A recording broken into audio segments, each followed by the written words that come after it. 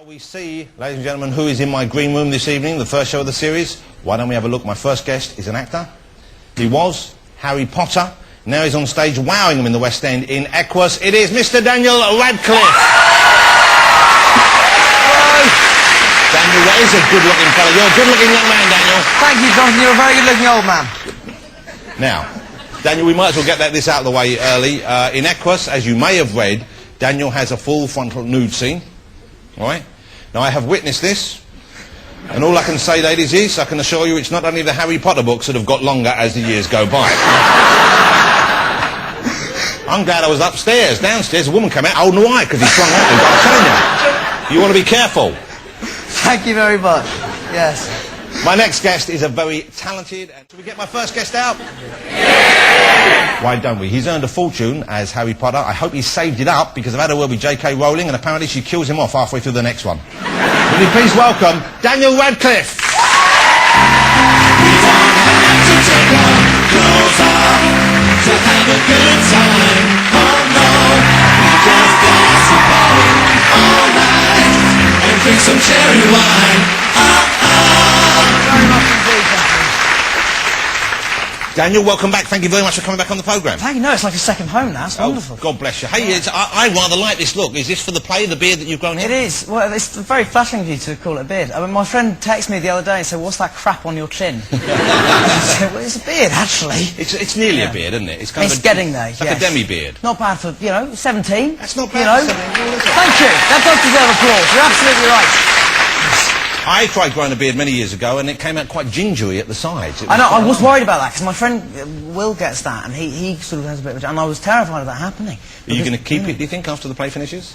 I don't know. I think it looks a bit... I don't know how good it actually looks, you see, because it's sort of like half there. It's sort of... Your hair's 4 inches apart on my top lip. No, you know what you should do is get a bit of mascara, put it in it. You've done that? Yeah. Now, listen, Daniel, he delivers a terrific performance in Equus. I went to see Equus in the West End this week. Congratulations, it's a fabulous performance. Thank you very much indeed. And I imagine a lot of people go along and they know in advance. They know you, of course, for being Harry Potter. You know, it's one of the most famous film series in the history of cinema. Some people go there probably to see you for that reason. Other people, even if they've gone to see the play, aware of that. Within 2 minutes you'll be out on stage. I think everyone's forgotten that. It's a tremendous performance. Oh, thank you. I mean, it's been a really positive thing because, I mean, lots of people who have seen it have sort of come out saying, you know, even people I know well sort of forgot it was me, which is great. If you can make people do that, then you're there. Yeah, well, it's a peculiar role, of course. It's a very challenging role. Did you choose it on purpose because it's about as far away from Harry Potter as you could get, isn't it? And was that part of the thinking? It was... it's not that I want to distance myself from Harry Potter because I'm incredibly proud of them and I love doing them and it's great fun and all that. But it's you know, it was something that was... I wanted to... The whole point about doing something different is to prove that you can do other stuff and that you're not just going to go on doing the same film until Harry Potter 97. And so, you know, hopefully it's achieved that. But did you say, you know, I'm really looking for a partner, which because the character you play, I don't want to spoil the play at all, but he's a very troubled, deeply young man who molested animals due to some sort of weird... Not so much molested. I'd like to make this distinction. That's what I got from the play, that you were a horse molester. Well, or maybe that's what I got from you. I don't know. He rides them naked and does get off on it. Yeah. Okay. And then he does something horrible to them at the end. I think that's molestation. Yeah. All right. Yeah. Okay. Fine. Even less choices. Yes. Either way, he has a strange. Let's call it a strange relationship. Yeah, no, with definitely. animals. Yes. But were you scared about doing it at all? Obviously, we'll get to some of the more obvious reasons why it was a challenge. But certainly, it's a very demanding role. You're on stage for a lot, and it it calls for a certain level of acting ability and skill, and you're not known for your stage work previously. So were you intimidated by the part? I mean, yeah, I was. Not so much by the part. I mean, obviously it is, as you say, very challenging, but it's also just the thing of going on stage and doing it and being able to, because, you know, when you're filming, you sort of get out there and you do however many takes, but you sort of get breaks in between. It's about that thing of sustaining the energy for 2.25 hours or however long it is. Does that make it easier in some ways, though? Because when you're making a movie, of course, and I'm sure most people know this, sometimes you'll shoot the middle sequence right at the beginning, at the end, at the third day, and whereas here, of course, yeah, no, it does make it a lot easier in terms of getting into the part. But I mean, it's weird because it's one of those things where you come out and on quite an intense note, because basically the first time I come out in the play, I scream television jingles at a psychiatrist, which is quite a level to come in on. because you've got nothing before that, really. Yeah, So, but yeah. it was, you know, so it's going well. And Now, hopefully it will continue to. We have a photograph. That's not in the in the place. No. There were no actual animals. I on was stage. tensing my stomach muscles for about 2 hours, almost fainted. Well, okay, let's deal with the nudity on stage, because I was told in advance Daniel is completely naked on stage, and I didn't see it. What? When does it happen in the play? It happens near the end. Me and Joanna both get a kit off. Or is that when the girl gets her clothes off? Ah! Right. Yeah, I do it at the same time. That was a treat. I didn't know that was coming. I was made up. Yeah, I was She sort of gets completely naked. She does, yes. Joanna's great. Jo's fantastic. She's the real laugh. But it was one of those things where I was thinking, you know, even though I am naked on stage and that's going to be very scary, I will have Joanna to distract myself with. Yeah, but now... Which is a comfort.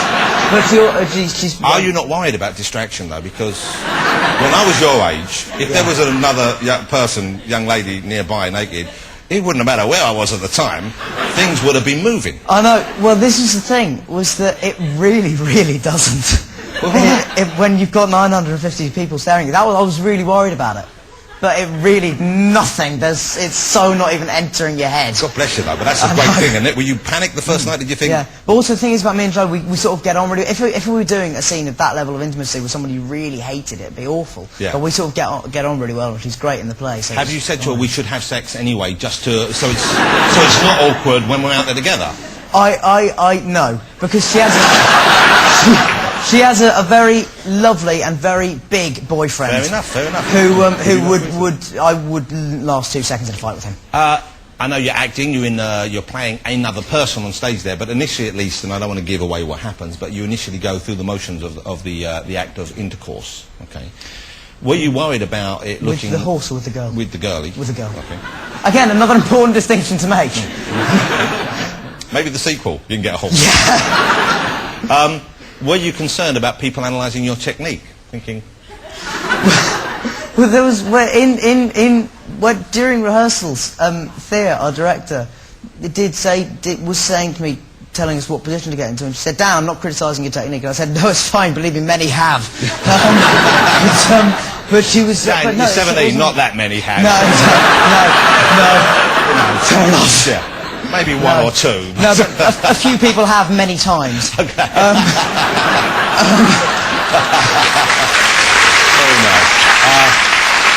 Well, now, I don't know if you knew about my acting past, Daniel. I didn't, Okay, but tell me. When I was at London University, back in the day, I played Wiglaf in the London University What? Drama... Sorry. I was Wiglaf in Beowulf, the London University right, Drama okay. Society. Quite a radical interpretation of it. It was like Tarantino for its day. Now...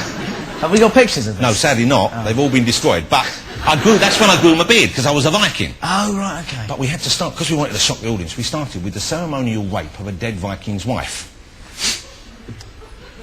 We were young, we stir things up. Now, here's the thing. I'd only had sex with one person up to that point. Right. Well, two counting me, but really only one other person. So I was quite tentative on stage, especially in front of tourists. So I just went on and I just did my business. I went down sort of... Walked off a bit ashamed, right? Yeah.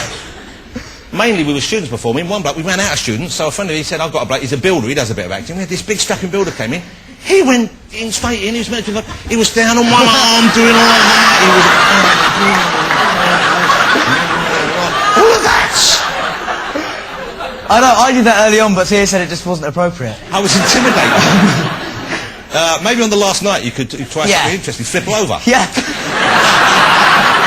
I'm so sorry, Joanna. Put a riding cap on. Give her a treat. That will be in keeping with the nature of the... We'll keep the theme going, yeah absolutely.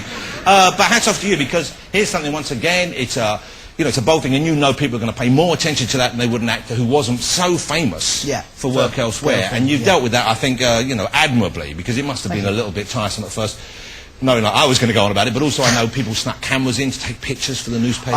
I know. It was very... I mean, the whole camera being inside the theatre stuff is actually quite funny, because they make stuff up constantly. There was one person that said that me and Richard Griffiths had to climb out of a window to get out of the theatre, which is just completely untrue. I don't think I've seen a window that Richard Griffiths could climb out of. Well, I mean, that's similar to what he said, you know. He's a brilliantly talented guy. man, but he's a giant fellow. He's a big guy, yes.